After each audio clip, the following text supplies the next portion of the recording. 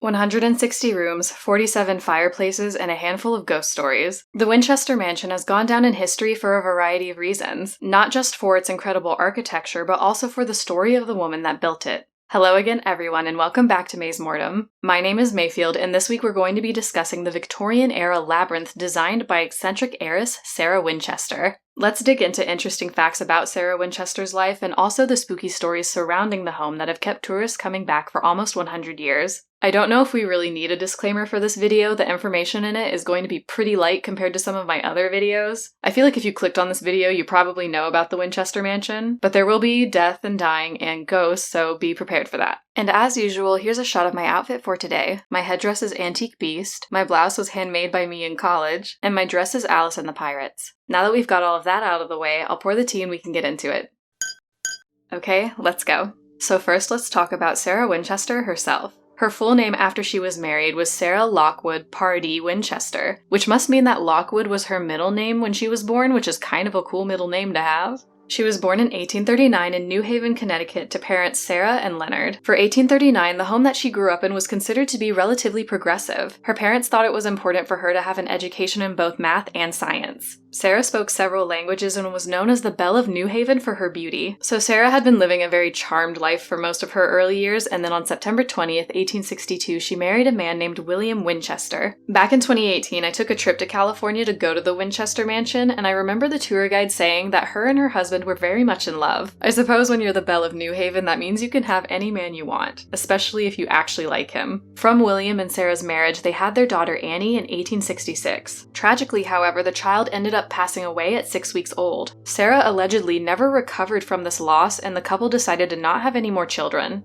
This same year, William Winchester's father, Oliver, decided to open the Winchester Repeating Arms Company, to which William became the heir. Side note, I don't know if I've ever met anyone named Oliver that wasn't a cat. Is your name Oliver? Leave a comment below. Considering the fact that the Winchester rifle is one of the most famous guns, ever, you could say they did pretty darn well. The Winchester Model 1873 was considered the gun that won the West. I don't know much about guns, but I think the whole thing about the repeating rifle is that you didn't have to reload it every single time you shot it, right? Whatever it was, everyone was like, wow, oh my god, they loved it. So yeah, needless to say, it was extremely successful and they had a ton of money. However, more tragedy occurred in the year 1881 when William died of tuberculosis, which meant that Sarah inherits a 50% stake in the Winchester Repeating Arms Company, valued out at about $20 million. Rumor has it that after the death of her husband, Sarah was so struck with grief that she started consulting spiritual mediums to try and contact her husband in the afterlife. And this would not be an uncommon thing to do during this time period. Spiritualism was on the rise in the United States since the 1840s. America had just experienced the Civil War, and after the enormous amount of loss and grief that people experienced, they wanted a chance to say goodbye to their loved ones. Different ways of communing with the dead became very common, and different spiritualists and mediums began popping up everywhere. A quote from an article on the history of spiritualism that's found on the Austin, Texas government website says, "By the end of the war, a reported 11 million people subscribed to spiritualism and 35,000 of them were practicing mediums." At one point while traveling in Boston, Sarah Winchester consulted a medium. This medium tells her that tragedy has befallen her family because of the ghosts and the spirits that haunt them that were killed by the Winchester rifle. The medium then advised Sarah to go out west and build a great house lest she become the spirit's next victim. The medium told her that she would always be safe as long as she never halted construction. Sarah promptly moved to California where she had some extended family, and she immediately bought property in the Santa Clara Valley. Another theory behind Sarah's big move across the United States was that she just needed a change of scenery after all the death in her family. So she spent the next 38 years turning an 8-room farmhouse into a mysterious mansion. So let's get into some facts about the house. The home was under construction from 1886 until 1922. The total cost of the home in 1923 was $5 million or $71 million today. And in case you have any doubts about how wild this house really is on the inside, it has 24,000 square feet, 10,000 windows, 2,000 doors, 160 rooms, 52 skylights, 47 fireplaces, 40 staircases, 3 elevators, 17 chimneys, 13 bathrooms, and 6 kitchens. And you think, oh, maybe she just had a lot of dinner parties. Maybe she just wanted, a lot of kitchens for all her dinner parties. The girl didn't host any parties. She never had guests. According to one Winchester House historian, apparently Sarah originally started remodeling that 8-room farmhouse because she wanted her sisters to move in with her. She wanted to have enough room for them. Which of course is a contrary opinion to this whole curse myth. Construction on the mansion was done without a master plan or a blueprint, and contractors used mainly lumber for building, so the house is mostly wood. At the time it was being built, the mansion was kind of in a rural countryside area, and hundreds of builders from the surrounding area helped Sarah build her home. Usually about 13 workers would be employed at one time, and apparently she also paid double the going rate at the time. The house was originally built to have 7 stories, but now it only has 4.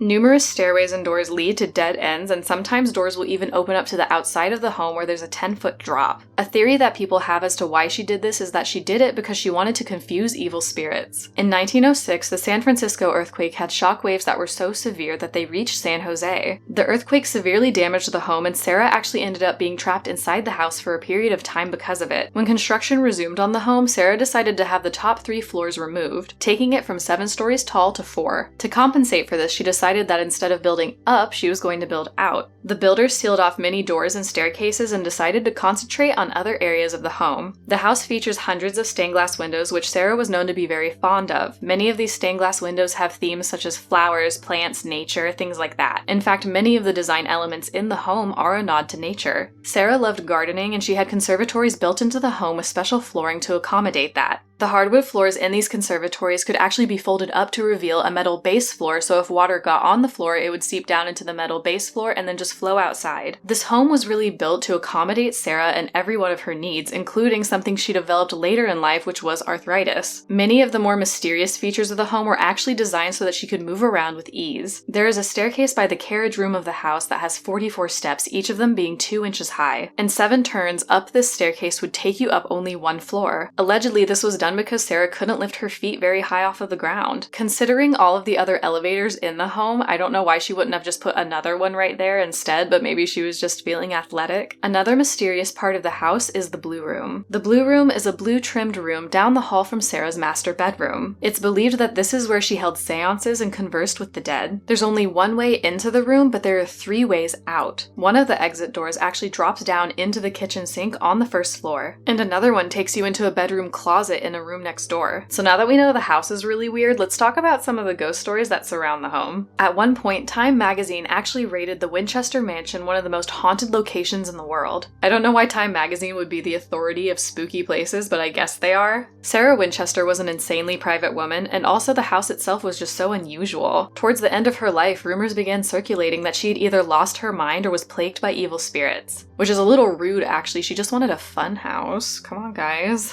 Even in her lifetime, her home was known to be very strange. So much so that only a year after her death, her house was actually open to the public for tours. Many people who have visited the home have said they've either felt spirits or weird presences. One ghost story in particular comes from the Oakland Tribune in 1922. The story goes that Sarah was down in her basement going to the wine cellar to get herself a new bottle of wine. While she was down there, she said that she saw a black handprint appear on the clean furnace. And y'all know what a furnace is, it heats the house. Well, apparently she saw a black handprint just appear on it, and this freaked her out so much she ran out of the cellar. She padlocked the doors closed, and they remained that way until her death. I don't know if they ever actually opened up those doors again. If they did they get the wine out? Because apparently the wine was still in there. Very few clear photos of Sarah exist. No one really ever got to see her face because she was always wearing a black veil. Rumor has it that she would actually fire employees that saw her without her veil on, which feels a little severe, and I don't feel like that's something she would do, just based off of vibes alone. And then of course we have the classic ghost sightings, mysterious orbs floating around, mist going from room to room. They do say that you can still see Mrs. Winchester's ghost wandering around the mansion. One possible sighting of Mrs. Winchester says, "I was going to clock out for the day, and on the way I saw a woman dressed in black near the picnic gardens. It put me a little on edge, so I hurried to clock out. On my route back through the estate, the woman was not there anymore. The woman looked like Mrs. Winchester." The lead historian for the Winchester Mansion, named Jeananne Bohm, has actually heard her name whispered behind her when nobody else else is in the room. She's stated, "I'd like to think that people have come to appreciate Sarah as more than just this eccentric, ghost-ridden, tragic figure. She was actually a pretty interesting person, a smart lady, and she was good to her employees. She was never afraid to try something new, and she really was a good person." Sarah Winchester passed away on September 5th, 1922, and it's said that construction stopped immediately afterwards, with some nails still sticking out of walls. Her home was sold by her family shortly after her death, and to this day it remains an extremely popular tourist attraction in San Jose. So what do we feel is really going on here? Why did Sarah make her house look like that? Back when I went to the Winchester Mansion in 2018, the tour guide mentioned that Sarah was the main employer for the area. San Jose at the time was a very rural area. There weren't really a lot of jobs. Sarah was boosting the local economy just by employing these people to build her funhouse. Personally, I think Sarah was feeling a little less haunted and a little bit more like spicy and rich. She was just feeling like a little silly, a little goofy. You guys have been very sweet in the comments lately. If I get any good ones, I think I'll put them at the end of my next video. Please hit like and subscribe. I'm still just a new YouTuber, so it really means a lot to me. I'll see you again next week. Okay, guys? Bye.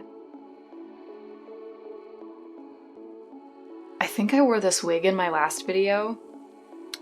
Just don't look.